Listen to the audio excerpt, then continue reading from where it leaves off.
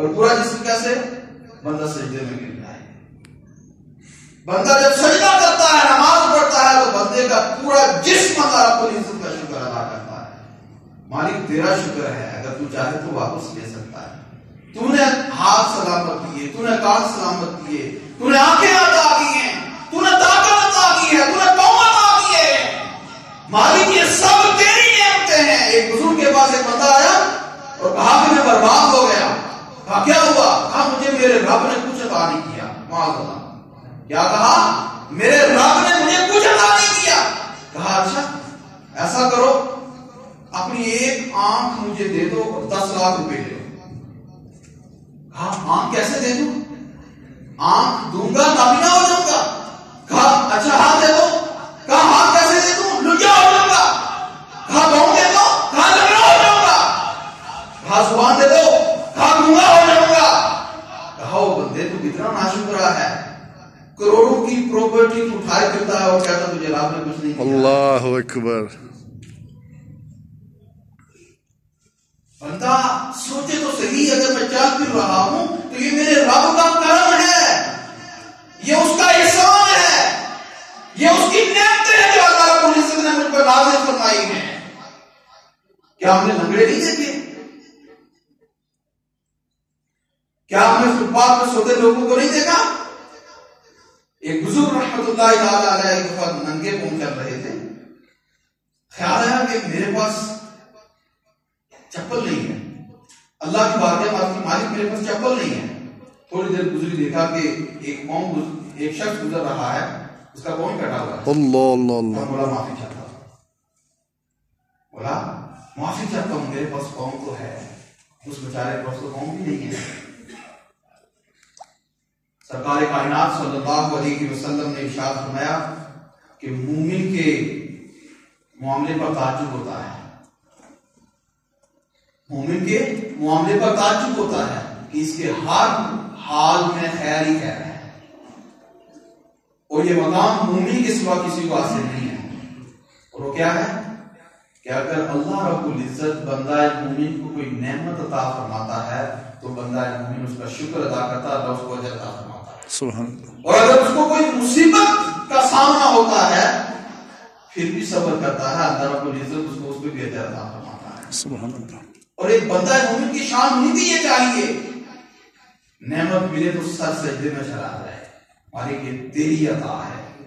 اور اگر مصیبت آئے تو پھر بھی بندے کے منہ سے یہی الفاظ نکلنا چاہیے، بندے کی زبان سے یہی الفاظ نکلنا چاہیے، مالک میں تیری رضا پہ راضی ہوں. آمین. اگر نعمت دی تھی تو وہ بھی تیری عطا تھی، اور اگر نعمت چھن گئی تو مالک اس میں بھی تیری رضا، میں تیری رضا پہ راضی ہوں. اللہ رب العزت کی نعمتوں کا اگر شکر نہ کیا جائے تو یہ نعمت چھن جاتی ہے. نعمت کی قدر کرنی چاہیے. بلعام بن باعورہ، قرآن پاک کے اندر اس کا واقعہ بیان ہے. مستجاب دعوات تھا، دعا مانگتا تھا قبول ہو جاتی تھی، روحانی طاقت سے عرش الہی کو دیکھ لیا کرتا تھا. اس کے طلباء کی اتنی بڑی تعداد تھی کہ 12,000 تو اس کے پاس بیٹھنے والے طلباء کی دعاتیں تھی. اتنا بڑا آدمی تھا، مستجاب دعوات. لیکن جب موسیٰ علیہ السلام نے قوم جبارین پر حملہ کرنا چاہا تو اس کی قوم اس کے پاس آئی اور کہا کہ تم مستجاب دعوات ہو. بنی اسرائیل کا ایک بڑا لشکر لے کر موسیٰ علیہ السلام پر حملہ کرنا چاہتے ہیں، تم ان کے خلاف دعا کر دو. اس نے کہا تمہارا برباد ہو، تم برباد ہو، تمہارا برا ہو. اللہ کے نبی اور اس کے ساتھ مومنین کی ایک جماعت ہے، میں اس کے خلاف کیسے بدعا کر سکتا ہوں؟ ہاں میں استخارہ کرتا ہوں، اگر اجازت مل گئی تو کروں گا، ورنہ نہیں. استخارہ کیا تو جواب میں آیا کہ یہ قدم مت اٹھانا. اس نے کہا میں بدعا نہیں کروں گا. اب قوم مال و اسباب لے کر آئی، تحائف لے کر آئے، بڑی بڑی مہنگی چیزیں لے کر آئے، اور اس کو کہا کہ اگر تم بدعا کرو گے تو یہ سارا تمہارا. مال کی لالچ میں اس کو اندھا کر دیا، مال کی لالچ میں اس کو اندھا کر دیا. اپنی گدی پر سوار ہوا اور پہاڑ پر جانے کے لیے تیار ہو گیا تاکہ وہاں پر جا کر بدعا کرے. گدی پر سوار ہوا، گدی کو ہانکتا، لیکن گدی پیچھے کی طرف مڑ کر دوبارہ پیچھے کا رخ کرتی، پیچھے چلنا چاہتی تھی، پیچھے مڑ جاتی تھی، گدی کو بار بار ہانکتا۔ اللہ تبارک و تعالیٰ نے گدی کو قوت گویائی عطا کی۔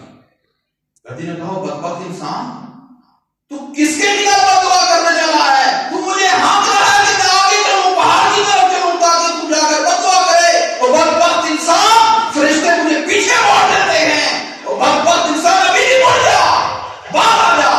لیکن مال و اسباب کے لالچ نے اس کو اندر کر دیا تھا۔ بلاخر پہاڑ پر چلا گیا، بددعا کی، بددعا تو موسیٰ علیہ السلام کے بارے میں کرتا تھا، لیکن اس کی بددعا اس کی قوم کے بارے میں نہیں کرتی تھی۔ قوم نے کہا بلعام بن بورا تو کرتا کیا ہے؟ تجھے کہا ہے کہ حضرت موسیٰ علیہ السلام کے خلاف بددعا کرو اور تو ہمارے خلاف بددعا کرتا ہے۔ اس نے کہا کہ میری زبان میرے کنٹرول میں نہیں رہی، میں کہتا کچھ ہوں نکلتا کچھ ہے، مجھ سے کنٹرول لے لیا گیا ہے۔ اچانک اس کی زبان لٹک کر اس کے سینے پر آ گئی، اللہ، ایمان برباد ہو گیا۔ اس نے کہا میری قوم میں تباہ ہو گیا، نہ میں دنیا کا رہا نہ آخرت کا رہا، مجھ سے میرا ایمان چھن گیا۔ اب میں تمہیں ایک تدبیر بتاتا ہوں، اگر تم کرو گے تو ممکن ہے کہ تم حضرت موسیٰ علیہ السلام کی قوم کو شکست دے لو گے۔ ایسا کرو کہ ہزاروں کی تعداد میں خوبصورت بنی اسرائیل کی عورتوں کو، اپنی قوم کی عورتوں کو بنی اسرائیل کے پاس بھیجو، ان میں سے ایک بھی اگر بنی اسرائیل کا ایک شخص بھی اگر زنا کا مرتکب ہوا تو وہ شکست سے دوچار ہو کر بھاگ جائیں گے۔ بلاخر ایسے ہی ہوا، ہزاروں کی تعداد میں عورتیں بنی اسرائیل کے پاس آئی، ایک شخص ایک عورت کے عشق میں مبتلا ہوا، اس نے اس کو اٹھایا اور موسیٰ علیہ السلام کے پاس آ کر فتویٰ پوچھا کہ کیا یہ میرے لیے حلال ہے؟ آپ نے فرمایا بدبخت، یہ تمہارے لیے حلال نہیں ہے، اس کو چھوڑ دو۔ لیکن شہوت اس پہ غالب آ چکی تھی، اس نے اسے زنا کیا اور بنی اسرائیل کو شکست کا سامنا ہوا۔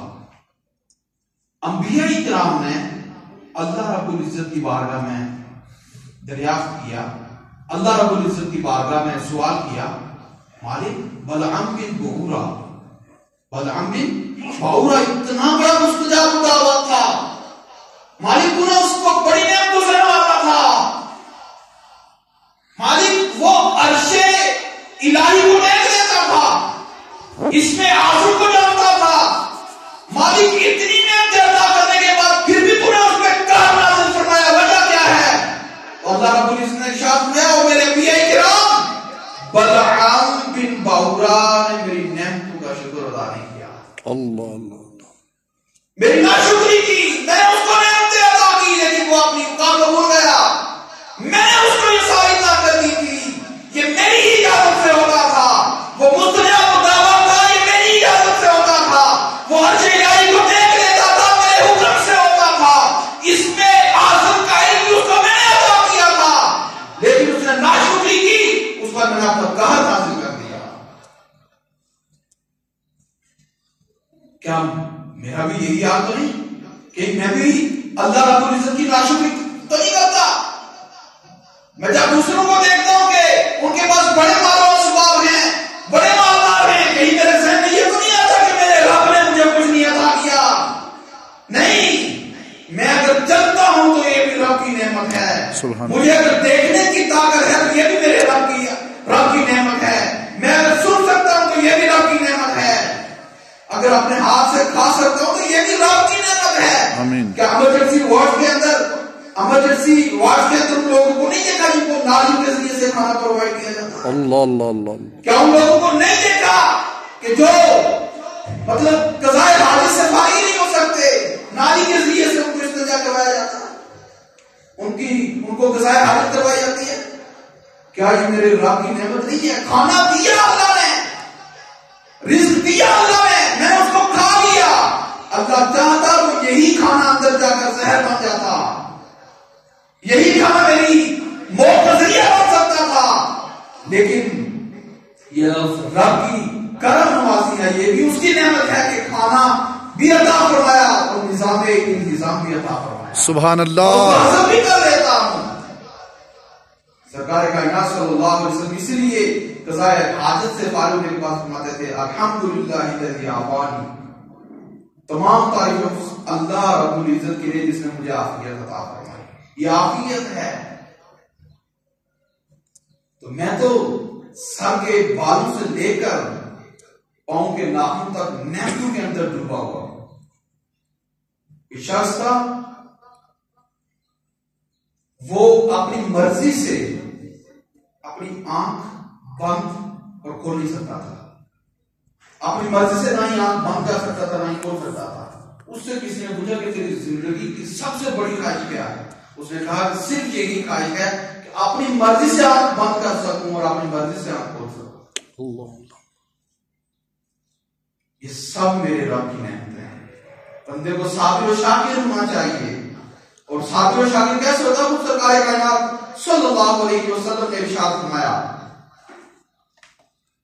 کہ سرکار کائنات صلی اللہ علیہ وآلہ وسلم نے ارشاد فرمایا جس نے دین کے معاملے میں اپنے سے اوپر والے کو دیکھا اور دنیا کے معاملے میں اپنے سے نیچے والے کو دیکھا, اللہ اس کو صابر و شاکر بھی دیتا ہے. آمین. ہمارا انداز کچھ ہو رہا ہے. ہم دنیا کے معاملے میں اپنے سے اوپر والے کو دیکھتے ہیں کہ فلاں نے تو جناب اتنا بینک بیلنس جمع کر لیا ہے, اتنے جو بنگلے بنا لیے ہیں, اتنی شوق بنا لی ہیں. میں تو وہاں پر کھڑا ہوں, 10 سال پہلے ساؤتھ افریقہ آیا تھا, ابھی تک وہاں پر کھڑا ہوں. میرے ساتھ آنے والے کہاں پہنچ گئے, کتنے نوکر ہو گئے. کیا میں نے کبھی یہ بھی دیکھا کہ 10 سال پہلے میری دینی حالت کیا تھی, دین کے معاملے میں کیسا تھا, اور آج میں کہاں پر کھڑا ہوں. 10 سال پہلے اگر بے نمازی تھا تو آج بھی کیا بے نمازی ہوں یا نمازی بن چکا ہوں. 10 سال پہلے بھی شیو کرتا تھا, آج بھی شیو کرتا ہوں. میں نے دین کے معاملے میں اپنے سے اوپر والے کو دیکھا کہ فلاں تو تعلق گزار ہے, فلاں تو نوافل کی قدر کرتا ہے, ہر وقت تسبیح اس کے ہاتھ میں ہوتی ہے, درود پاک کا پڑھتا رہتا ہے, قبر و حشر کی تیاری کرتا ہے. اور میں کہاں کھڑا ہوں, کبھی یہ بھی ذہن میں آیا رب کی نعمتیں جس پر چھما چھم برس رہی ہوں اس کو تو اپنے سجدے بڑھا دینا چاہیے. رب کی عطائیں اگر بڑھتی ہیں تو خطائیں نہیں بڑھنی چاہیے. اس کی عطائیں بڑھتی ہیں تو پھر ہماری خطائیں بڑھ جاتی ہیں. نہیں, ایسا نہیں ہونا چاہیے. رب کی عطائیں اگر بڑھ گئی تو میرے سجدے بڑھ جانے چاہیے, میری عبادت بڑھ جانی چاہیے, میرا شکر بڑھ جانا چاہیے. اللہ نے اولاد دی, یہ بھی اس کی نعمت ہے. اللہ رب العزت نے مال و ثواب دیا, صحت و تندرستی دی, بیوی بچے دیے, سب اس کی نعمت ہے. اور حضرت حسن بصری رضی اللہ تعالی عنہ فرماتے ہیں کہ جب بندہ نعمت کا شکر ادا کرتا تو اس کو اس کی وہ نعمت بڑھا کر پیش دی جاتی ہے, نعمت میں اضافہ کر دیا جاتا ہے. اور اگر وہ اس نعمت کی ناشکری کرتا ہے, شکر نہیں ادا کرتا, ناشکری کرتا ہے تو وہی نعمت اس کے لیے عذاب بن جاتی ہے. نعمت عذاب بن جاتی ہے. جی ہاں, نعمت عذاب بن جاتی ہے. کتنوں کو آپ نے دیکھا ہوگا کہ مال و دولت بہت زیادہ ہے لیکن وہ مال و دولت کی وجہ سے پریشان ہے. اولاد بہت کا عذاب بن جاتی ہے. اللہ نے اولاد دی, اس پہ شکر ادا کرنا چاہیے تھا لیکن میں نے ناشکری کی. آپ نے دیکھا نہیں کہ کتنے پیرنٹس کو اولاد دھکے مار کر گھر سے نکال دیتی ہے. کیا یہ بھی اسی طرح کا نتیجہ تو نہیں کہ میں نے رب کی ناشکری کی. بیوی اللہ تبارک و تعالیٰ کی نعمت ہے, شوہر اللہ تبارک و تعالیٰ کی نعمت ہے.